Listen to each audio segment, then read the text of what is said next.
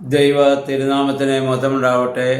Bible reading പ്രോഗ്രാമിൽ സംബന്ധിക്കുന്ന ഏവർക്കും ഒരിക്കൽ കൂടി കർത്തൃനാമത്തെ സ്നേഹവന്ദനം അറിയിക്കുന്നു. ജോഷുവയുടെ പുസ്തകമാണല്ലോ നമ്മൾ വായിച്ചുകൊണ്ടിരിക്കുന്നത്. ഇന്ന് നമ്മൾ വായിച്ച് ധ്യാനിക്കുന്നത് ജോഷുവയുടെ പുസ്തകം 9-ാം അധ്യായമാണ്. ഇവിടെ ഗിബെയോന്യർ അഥവാ വധിക്കപ്പെടേണ്ട കനാന്യർ യോശുവയെ ചതിക്കുന്നതായ ഒരു ഭാഗമാണ് നമ്മൾ വായിച്ചു കേൾക്കുന്നത്. ജെറീഹോ പട്ടണവും ആയി പട്ടണവും ഇസ്രായേൽ ജനം ദൈവികമായ ശക്തിയാൽ അവരുടെ അധീനതയിലാക്കി ആ പട്ടണത്തോട് യുദ്ധം ചെയ്ത് കീഴ്പ്പെടുത്തിയെന്ന് മനസ്സിലാക്കിയ 6 വിജാതീയ രാജാക്കന്മാർ, അതായത് ഹിത്യര്, അമോന്യര്, കനാന്യര്, പെരീസ്യർ, ഹിവ്യർ, യെബൂസ്യർ, അവർ ഒന്നിച്ചു ചേർന്ന് ഇസ്രായേലിനോട് യുദ്ധം ചെയ്യാൻ വേണ്ടി അവർ ഒരുമിച്ച് കൂടി. അപ്പോൾ അതിൽ ഗിബെയോന്യർ അഥവാ അതിലുണ്ടായിരുന്ന കനാന്യർ ഒരു ബുദ്ധി അവിടെ പ്രയോഗിച്ചു. അവർ യോശുവയുടെ അടുത്ത് വന്നിട്ട് ഞങ്ങൾ വളരെ ദൂരെ നിന്ന് വരുന്ന ആളുകളാണെന്ന് അവനെ ധരിപ്പിച്ചു. അതിനുവേണ്ടി അവർ ചെയ്തത് എന്തെന്ന് ചോദിച്ചാൽ, പഴയ ചാക്കുകളിൽ അവരുടെ ഭക്ഷണ സാധനങ്ങളും കീറിത്തുന്നിയതായ ആ തോൽക്കുടങ്ങളിൽ വീഞ്ഞും, അതുപോലെ തന്നെ അതൊക്കെ അവരത് കഴുതപ്പുറത്ത് കയറ്റി നന്നാക്കിയെടുത്ത പഴയ ആ ചെരുപ്പുകൾ ധരിച്ച്, കീറിപ്പറഞ്ഞ വസ്ത്രങ്ങൾ ധരിച്ച്, അവരുടെ അപ്പം പൂത്ത അപ്പം, ഉണങ്ങിയതും പൂത്തതുമായ റൊട്ടി, ഇതൊക്കെയായിട്ട് യോശുവയെ സമീപിച്ച് ഞങ്ങൾ വളരെ ദൂരെ നിന്ന് വരുന്നവരാണ് എന്ന് പറഞ്ഞ് യോശുവയെ തെറ്റിദ്ധരിപ്പിച്ചു. ആദ്യം യോശുവയെക്കുറിച്ചും അവൻ്റെ ദൈവത്തെക്കുറിച്ചും അവനെ ഒരുപാട് പുകഴ്ത്തി പറഞ്ഞു. അപ്പോൾ ആ പുകഴ്ത്തലിൽ യോശുവ ഒരു പരിധിവരെ വീണു എന്ന് പറയാം. ഇവർ പറഞ്ഞു, ഞങ്ങൾ വളരെ ദൂരെ നിന്ന് വരുന്നത്, നിങ്ങൾ എല്ലാവരെയും യുദ്ധം ചെയ്ത് കീഴ്പ്പെടുത്തുന്നത്, ഞങ്ങളോട് നിങ്ങൾ യുദ്ധം ചെയ്യരുത്, ഞങ്ങളോട് കാരുണ്യം കാണിക്കണം എന്ന് പറയാനാണ്. അതുകൊണ്ട് നിങ്ങൾ ഞങ്ങളോടൊരു ഉടമ്പടി ചെയ്യണം, ഞങ്ങളെ വധിക്കുകയില്ല, ഞങ്ങളെ നശിപ്പിക്കുകയില്ല എന്ന് ഉടമ്പടി ചെയ്യണം. യോശുവ തൻ്റെ വിവേകത്തിൽ നിന്ന് അത് ചിന്തിച്ച് അത് ന്യായമാണെന്ന് കരുതി അവരോട് ദൈവനാമത്തിൽ ഉടമ്പടി ചെയ്തു. യഹോവയോട് ആലോചന ചോദിക്കാതാണ് യോശുവ ഇത് ചെയ്തത്. ഇവിടെ നമ്മൾ മനസ്സിലാക്കേണ്ടത്, നമുക്ക് മറ്റുള്ളവർ മുഖസ്തുതി പറയുമ്പോൾ അതിൻ്റെ പിന്നിൽ പലപ്പോഴും ഒരു വലിയ ചതിയുണ്ട്. മുഖസ്തുതി പറയുക എന്നുള്ളത് പൈശാചികമായ സ്വഭാവമാണ്. യഥാർത്ഥത്തിൽ സ്നേഹിക്കുന്നവർ മുഖസ്തുതി പറയേണ്ട കാര്യമില്ല, കാര്യം നമ്മളോട് സംസാരിച്ചാൽ മതി. എപ്പോഴാണോ നമ്മളെക്കുറിച്ച് മുഖസ്തുതി പറയുന്നത് അപ്പോൾ നമ്മൾ അപകടത്തിലാണ് എന്ന് മനസ്സിലാക്കുന്നതാണ് ഈ സംഭവങ്ങൾ വായിക്കുമ്പോൾ നമുക്ക് വ്യക്തമാകുന്നത്. അപ്പം യോശുവയ്ക്ക് അതിനുശേഷം ഇവർ വന്ന ഉടമ്പടിയൊക്കെ ചെയ്ത് 3 ദിവസം കഴിഞ്ഞപ്പോഴാണ് യോശുവ മനസ്സിലാക്കുന്നത് ഇവർ വധിക്കപ്പെടേണ്ട കനാന്യരായിരുന്നു. യോശുവയെ കബളിപ്പിച്ചു. അപ്പോൾ അവരോട് യുദ്ധം ചെയ്യണമെന്ന് ജനം പറഞ്ഞപ്പോൾ യോശുവ പറഞ്ഞു, ആവില്ല, കാരണം ദൈവനാമത്തിൽ ഞാൻ സത്യപ്രതിജ്ഞ ചെയ്തതാണ്, ഉടമ്പടി ചെയ്തതാണ്. ദൈവനാമത്തിൽ ചെയ്ത ഉടമ്പടി ഇനി മാറ്റാനാവില്ല. തൻ്റെ മാത്രം വിവേകത്തിൽ ചിന്തിച്ച് യോശുവ എടുത്ത ഒരു തീരുമാനമായി പോയത്. ദൈവത്തോട് ആലോചന ചോദിച്ചെങ്കിൽ ദൈവം അത് തീർച്ചയായിട്ടും യോശുവയ്ക്ക് അത് വെളിപ്പെടുത്തി കൊടുക്കുമായിരുന്നു. അതിന് യോശുവയ്ക്ക് സാധിച്ചില്ല എന്നുള്ളതാണ്. അപ്പം നമ്മളെക്കുറിച്ചും മറ്റുള്ളവർ മുഖസ്തുതി പറയുമ്പോൾ വഞ്ചിതരാകാതെ നമ്മൾ ശ്രദ്ധിക്കേണ്ടതാണ്.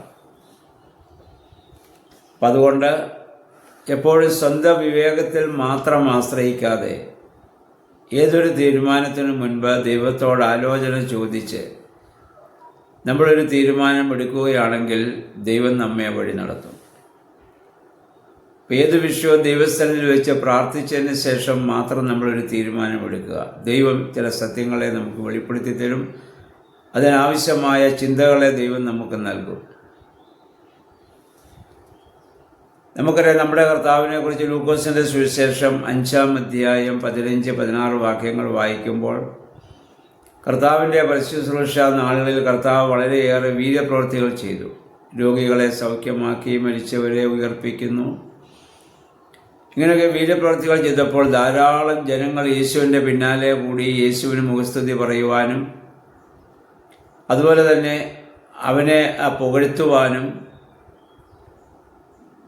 അങ്ങനെ ധാരാളം ആളുകൾ യേശുവിനെ സമീപിച്ചപ്പോൾ യേശു ചെയ്തത് നമ്മളിവിടെ വായിക്കുന്നു. 15-16 വാക്യങ്ങളിൽ ലൂക്കോസ് 5-ന്റെ ഒരു വിജന പ്രദേശത്തേക്ക് വാങ്ങിപ്പോയി എന്നാണ്. വിജനപ്രദേശത്തേക്ക് പോയത് ഈ നടന്നതിനൊക്കെ ദൈവത്തിന് നന്ദി പറയാനാണ്.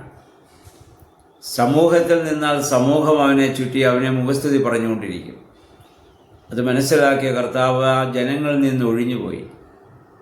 എന്നിട്ട് ദൈവത്തിന് നന്ദി പറയുകയാണ്. എന്നാൽ ഇന്ന് അതേ ദൈവത്തിൻ്റെ നാമത്തിൽ പ്രവർത്തിക്കുന്നവരെന്താണ് ചെയ്യുക? എല്ലാവർക്കും മുഖസ്തുതി കേൾക്കുവാനാണ് ഇഷ്ടം. എന്നെക്കുറിച്ച് ആളുകൾ ഒരുപാട് പൊഴുത്തി പറയുമ്പോൾ നമ്മുടെ മനസ്സ് അഹന്തയിലേക്കാണ് പോവുക. അപ്പോൾ നമ്മളിതിൽ മനസ്സിലാക്കേണ്ടത്, നമ്മൾ എപ്പോൾ വിജയികളായോ അപ്പോഴാണ് ഏറ്റവും അപകടം നമ്മുടെ മുന്നിലുള്ളത്. പരാജിതരാകുമ്പോൾ നമ്മൾ ദൈവത്തോട് കൂടുതൽ അടുക്കുകയും നമ്മൾ പ്രാർത്ഥിക്കുകയും ചെയ്യും. വിജയികളായി കഴിയുമ്പോൾ, മുഖസ്തുതി വരുമ്പോൾ നമ്മുടെ അകത്ത് ഒരു നിഗളമാണ് ഉണ്ടാവുക.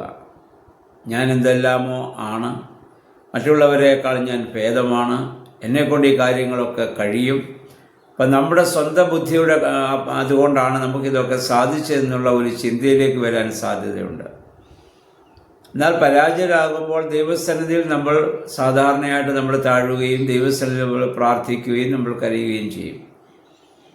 അപ്പോൾ എപ്പോഴും അപകടം വിജയിച്ചു നിൽക്കുമ്പോഴാണ്, അല്ല തോൽക്കുമ്പോഴല്ല. ആ കാര്യം നമ്മൾ എപ്പോഴും ഓർത്തിരിക്കേണ്ടതാണ്. ലോകപ്രസിദ്ധനായ പ്രസംഗകനായിരുന്ന സ്റ്റാൻലി ജോൺസൺ ഒരിക്കലും സ്റ്റേജിൽ നിന്ന് ഒരു പ്രസംഗം കഴിഞ്ഞ് ഇറങ്ങി വരുന്നു. എവിടെയോ വായിച്ചത് ഓർക്കുന്നു. നന്നായി അദ്ദേഹം പ്രസംഗിച്ചു, എല്ലാവർക്കും അത് ഇഷ്ടമായി. ഇറങ്ങി വന്നോടനെ ഒരു മനുഷ്യൻ ഓടിച്ചെന്നത് അങ്ങനെ ഷെയ്ക്കാൻ്റെ കൊടുത്തിട്ട് പറഞ്ഞു, വെൽഡൺ, നന്നായിരുന്നു താങ്കളുടെ പ്രസംഗം എന്ന് പറഞ്ഞു. അപ്പോൾ അദ്ദേഹം ആ മനുഷ്യനോട് പറഞ്ഞുവെന്നാണ് വായിച്ചത്, ഞാൻ സ്റ്റേജിൽ ഇരുന്നപ്പോൾ തന്നെ പിശാച് എൻ്റെ ചെവിയിൽ ഇത് തന്നെ പറഞ്ഞിരുന്നുവെന്ന്.